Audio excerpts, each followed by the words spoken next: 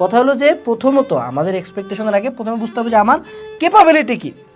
আমি একটা ম্যাথও পারি না, ম্যাথ আমি বুঝিই না, আমি ম্যাথের ক্ষেত্রে মেন্টালি ডেড, তাইলে কি আমার বুয়েট প্রিপারেশনে নিয়ে একে তো চান্স পাওয়া টাফ, এইচএসসিতে 5 পাওয়া টাফ, আমি বুয়েটে ফার্স্ট হইতে কেমন চাই?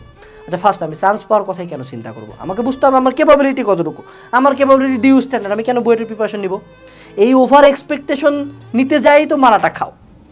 আচ্ছা ক্যাপাবিলিটি ধরে নিলাম যে কারো অনেক সময় আমাদের ক্যাপাবিলিটি থাকে না, এই ক্যাপাবিলিটির গ্যাপটা আমরা ফিল আপ করতে পারি আমাদের এফোর্ট দিয়ে, যে না আমি ম্যাথ কম পারি, আমি একটা ম্যাথ 20 বার করে করব, তাইলে দেখি বইটা হয় কিনা।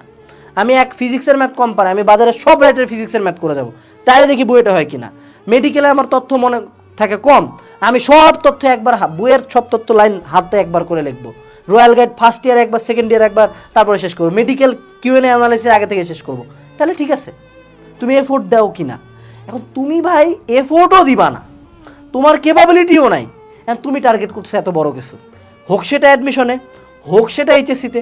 অনেকরে আমরা এমন করে পাই, ভাইয়া এইচএসসির মনে করো আর 1 মাস বাকি আছে, কিচ্ছু পড়ি নেই ভাইয়া, 2 বছর এইচএসসির বইও দেখি নাই, এখন কিভাবে পড়লে বোর্ডে স্ট্যান্ড করবো, মনে হয় যে এক থাপড় দিব শালা, তুই বোর্ডে স্ট্যান্ড করবি বেটা, তো পাশই আসবে না বে, স্ট্যান্ড তো পরের কথা। প্রথমে রিয়ালিটি চেক দিতে হবে, যেটাকে আদৌ আমার ক্যাপাবিলিটিতে আছে নাই। তা আমি কবি বলুন যে এফোর্ট দিতে পারবো, যদি উত্তর হয় হ্যাঁ তাহলে ঠিক আছে, গো ফর ইট। তুমি তো এফোর্টও দিও না। এফোর্ট আর ক্যাপাবিলিটির মধ্যে সম্পর্ক হলো একটা, ধরো ঝুড়ি আছে, ঝুড়ির মধ্যে বা একটা বোতল আছে যেটার মধ্যে অনেকগুলো ফুটা আছে, তুমি তোমার এফোর্টটা হলে টেপের পানি, ঠিক আছে? তুমি যদি এই 3-4টা ফুটা থাকা সত্ত্বেও যে তোমার ব্রেন ডাল বা তুমি ওই অনুযায়ী ক্যাপাবল না, তোমার ধরো মাসেল বড় হয় না, তোমাকে কি করতে হবে? পানির গতি বাড়ায় দিতে হবে, তাহলে পানি যদি এই সাইড দিয়ে পড়ো তাও জিনিসটা ভর্তি হবে এককালে। এখন তোমার এই সাইডে ফুটাই আছে 50টা, তুমি পানি দিচ্ছ ফোটায় ফোটায়, তোমার জীবনে জগ ভর্তি হবে না।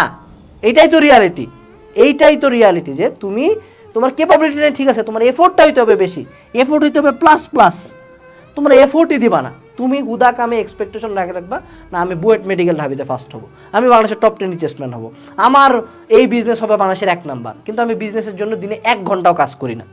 আমার কথা হলো স্বপ্ন দেখা ভুল না ভাই, টার্গেট বড় করা ভুল না ভাই। ভুল কি?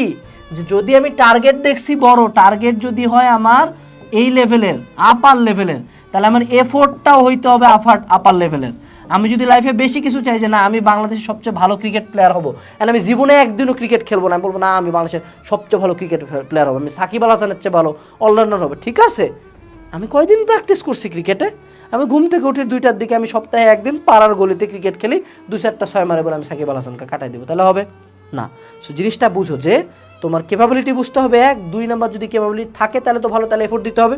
ক্যাপাবিলিটি না থাকলে এফোর্টের পরিমাণ আরও বেশি হইতে হবে, টার্গেট যত বড় এফোর্ট তত বেশি হবে।